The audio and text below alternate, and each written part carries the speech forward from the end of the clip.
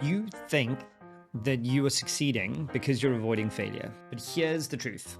You succeed because you fail, not the other way around. You don't avoid failure towards success. And that's what I want to help you understand about your business in this video.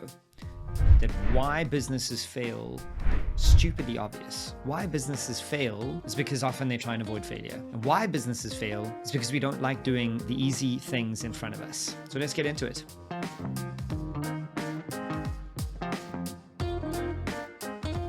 Failure is such an integral part to every person's experience in the world and in every business. But it's also the scariest part, and I understand that completely.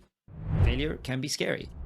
Humans don't like failure. We always strive for success, but end up in some kind of failed position. And the world tells us that that's bad. The world tells us that failing sucks. The world tells us that if we fail, we are failures. And it's just not true. Just because you failed doesn't make you a failure. Failing makes you someone who tried. So in this video, I'm going to give you a few things that I've noticed over my 20-year career as an entrepreneur as to why businesses fail. And the first one is so obvious it's going to irritate you.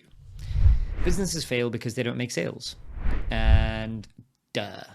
So why do I even bring this up? Well, because it's so stupidly obvious. We all think that it is something that we just naturally build towards when we build businesses. We think that if we try to make sales, then we will make sales. And if we don't make sales, it's because we can't make sales. But the number of entrepreneurs I know who ignore the act of selling because they think that they're just doing it naturally. But that's not true. And I'll give you the example in my life. I'm building a speaking career. I speak in front of corporates and talk about creating innovative and curious cultures, beating burnout in businesses, and doing the kinds of things that help their teams be better. I don't magically just appear in front of corporates and then one day all of a sudden they know that I exist and they've booked me and are paying me. I have to do the hard work. And whenever I see a lull in the act of me doing talks, I can look back on the previous 6 months and tell you exactly where I've stopped selling. Because speaking is about selling. It's not about speaking. People have to know that you're there. So you got to do the hard sale. And whenever I stop selling, I stop booking. Very obvious. But the easy thing for me to do to get more revenue is sell more. You don't need funding, you don't need a grant, you don't need a loan, you don't need a new product. You need to take what you've got and sell it to the customer that you've forgotten to sell to. So if you think you're struggling, go out and make more sales. If that doesn't work, then maybe you don't have a business. The second thing I want to mention is selling to the wrong customer.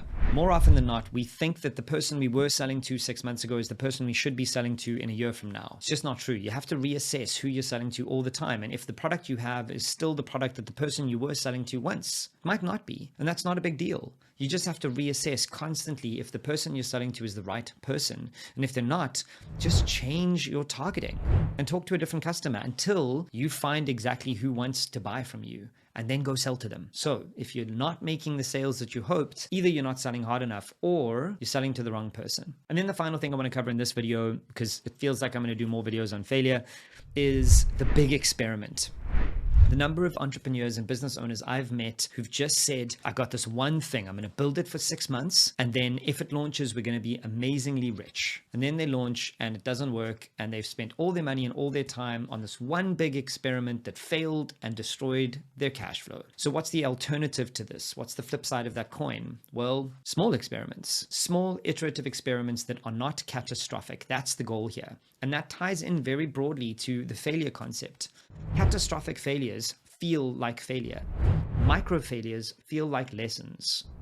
Catastrophic experiments feel like failed experiments. Small experiments that didn't work feel like lessons. And you're trying to find lessons. You've got to seek those small failures. Micro experiments, often and frequent, that are iterative and take the data that they gather and learn from them. Those are the experiments that you want. That's how you avoid failure in your business, is you look for the smaller failures and the lessons in those failures, and you iterate and build on them until you've got the product that has found the right customer that you can sell to. So let's review everything we've covered so far. If your business is heading towards failure, are you selling hard enough? Are you selling hard enough to the right person? And are your experiments small enough that they're not catastrophic and back-breaking? If you get all of those things right, there is more chance of you succeeding. Remember, you do not succeed because you avoid failure. You succeed because you have failed and learned from those failures. My name is Nick Haralambis.